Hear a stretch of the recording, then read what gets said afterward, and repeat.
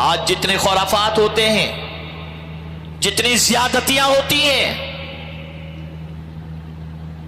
جتنا لوگوں کا مال ہضم کیا جاتا ہے، جتنے گالی گلوچ ہوتے ہیں، اس کی سب سے بڑی وجہ یہ ہے ہم بھول گئے اس کل کو جو یقینی طور پر آنے والا ہے۔ اس لیے رسول اعظم صلی اللہ علیہ وسلم کے دیوانوں پرفیکٹ کرو اپنے،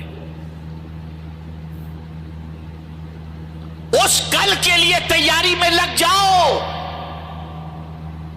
اس کل کیا چیز کام آئے گی، اس کل کو کیا کام آئے گا، آئیے میں آپ کو بتا دوں۔ اس کل میں صرف نیکیاں کام آئیں گی، اور اس کریم کی کرم نوازی پر قربان جائیے کہ اس کل میں بھی اس کی مہربانی کا حال یہ ہوگا، من جاء بالحسنۃ فلہ عشر امثالھا، اور فرمایا اگر کسی نے گناہ کیا تو ومن جاء بالسیئۃ فلا یجزی الا مثلھا، او کما قال، اللہ فرماتے اگر کوئی نیکی کرے گا تو اللہ اس نیکی کے بدلے میں اسے 10 گنا اجر عطا کر دے گا، لیکن اگر کوئی گناہ کرے گا تو گناہ 10 نہیں 1 ہی گناہ لکھا جائے گا تاکہ بندے کی بخشش ہو جائے۔ یہ اس کی کرم نوازی۔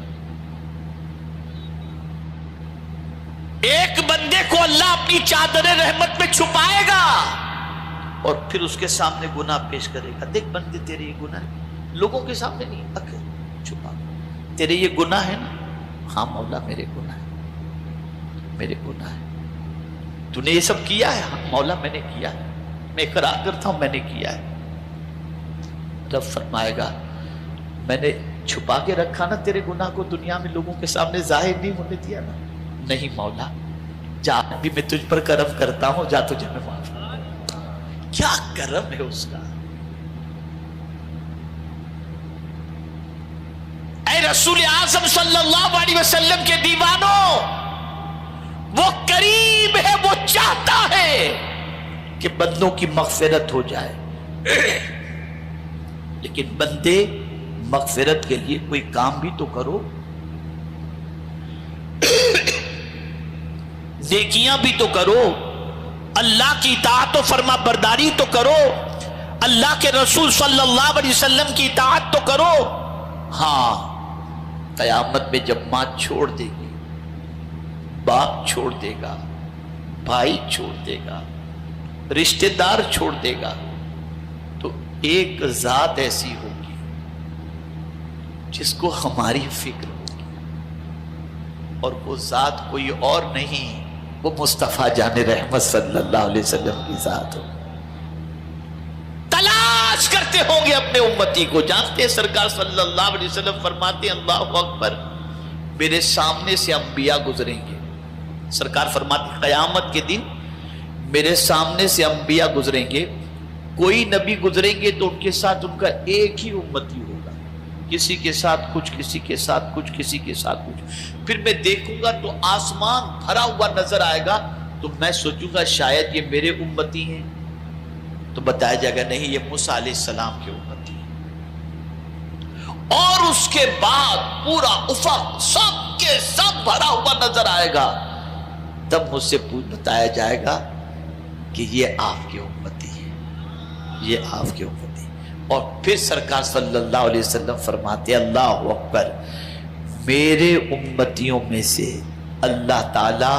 70,000 ایسے میرے امتیوں کو جنت میں داخل فرمائے گا جن سے کوئی حساب لے گا ہی نہیں، حساب ہی نہیں لے گا ان سے،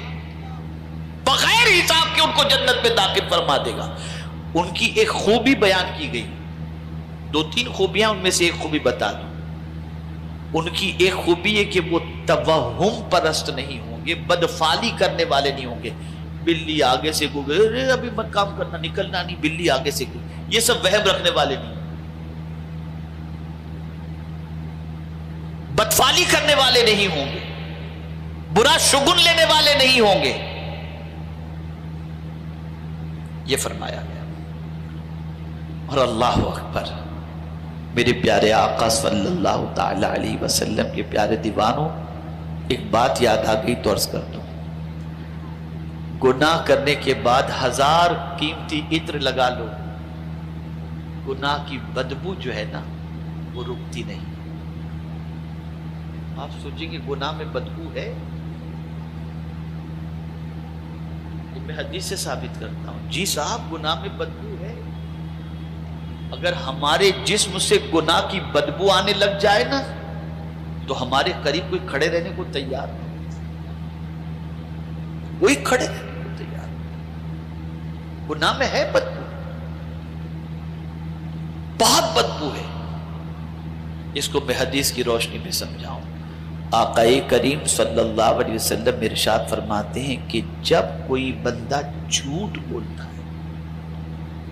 تو اس کے منہ سے جو بدبو آتی ہے اس سے فرشتے 40 میل دور چلے جاتے ہیں۔ تو پتہ چلا گناہ میں بدبو ہے، گناہ میں بدبو ہے۔ یہ تو کہیے اس کریم کا کرم ہے کہ اس نے پردہ ڈالے رکھا ہے، پردہ ڈالے رکھا ہے۔ اے رسول اعظم صلی اللہ علیہ وسلم کے دیوانوں، آپ جس شہر کے اندر رہتے ہیں، جس علاقے میں رہتے ہیں، اس علاقے کے عظیم بزرگ، ماشاءاللہ کیا کہنا، سبحان اللہ، اس عظیم بزرگ کے جوار میں رہتے ہیں جن کی زندگی کا لمحہ لمحہ تقوی و طہارت اور فیض رسانی کے اندر گزر گیا۔ ان کی زندگی پڑھ کر، ان کی حیات طیبہ پڑھ کر کیوں ان کے نقش قدم پر چلنے کا جذبہ پیدا نہیں ہوتا؟ بدلو اپنی سوچ کو، بدلو اپنے افکار و نظریات کو، اس کل کی تیاری کرو جس کل میں نہ اولاد کام آئے گی، نہ بیوی بچے کام آئیں گے، نہ دوست کام آئے گا، نہ بھائی کام آئے گا، نہ ماں باپ کام آئیں گے۔ اس کل کی تیاری کرو اور اس کل کے بارے میں روزانہ سوچو کہ قیامت میں اللہ کی بارگاہ میں ہم کیا جواب دیں گے۔